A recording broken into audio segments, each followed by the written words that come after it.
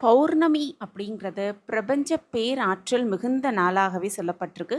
அதிலும் சிறப்பு மிகுந்த வைகாசி மாதத்தில் வரக்கூடிய பௌர்ணமிக்கு அதிக அளவில் பலன் இருக்கிறது அப்படின்னே சொல்லலாம். அந்த வகையில் பார்த்தோன்னா வைகாசி மாதத்தில் வரக்கூடிய பௌர்ணமி தினம் அப்படின்னு பார்த்தோன்னா ஜூன் 10ஆம் தேதி வருது. பௌர்ணமி அன்னைக்கு இந்த ஒரு விஷயத்த 16 முறை நம்ம சொன்னாலே போதும். கடன் சுமை அப்படிங்கிறது படிப்படியாக குறைவதை நம்ம கண்கூடாகவே பார்க்கலாம். அதே போல் நம்மக்கிட்ட பணம் சேருவதை யாராலுமே தடுக்கவே முடியாது அப்படிங்கிறது தான் உண்மை.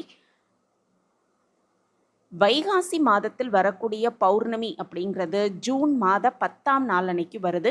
அன்றைய நாளில் நம்ம எந்த முறையில் நம்ம வேண்டுதலை வைக்கிறோமோ அந்த வேண்டுதல் நிச்சயமாக நிறைவேறும் அப்படிங்கிறது உண்மை.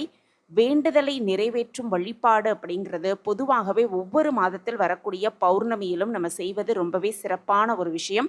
அதிலும் வைகாசி மாதத்தில் வரக்கூடிய பௌர்ணமிக்கு கூடுதல் சிறப்பு இருக்குது அப்படின்னே சொல்லலாம். அதே போல் எப்பொழுதுமே விசாக நட்சத்திரமும் பௌர்ணமி திதியும் ஒன்றாக சேர்ந்து வந்து வைகாசி விசாகமாக நம்ம வழிபாடு செய்வோம்.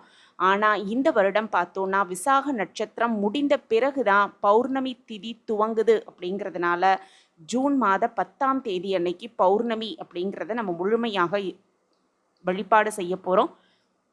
பௌர்ணமி தினத்தன்று காலையிலேயே எழுந்து சுத்தபத்தமாக குளித்து முடித்துவிட்டு பூஜை அறையில் ஒரு அகல் விளக்கை வைத்து அதில் நெய் ஊற்றி வெள்ளை நிறத்திரிய போட்டு நம்ம தீபம் ஏற்றுவது ரொம்ப ரொம்ப சிறப்பு. இந்த தீபம் ஏற்றி சந்திர பகவானையும் சிவபெருமானையும் மனதார வேண்டி வழிபட்டு இந்த ஒரு விஷயத்தை 16 முறை சொன்னாலே போதும். அதற்கான பலனை நாமளே கண்கூடாக பார்க்கலாம் அப்படிங்கிறதான் உண்மை. அப்படி பௌர்ணமி தினத்தன்று சொல்ல வேண்டிய மந்திரம் என்ன, அதுவும் 16 முறை சொல்ல வேண்டிய அந்த மந்திரம் என்ன அப்படிங்கிறதையும் இப்போ நம்ம தெரிஞ்சுக்கலாம்.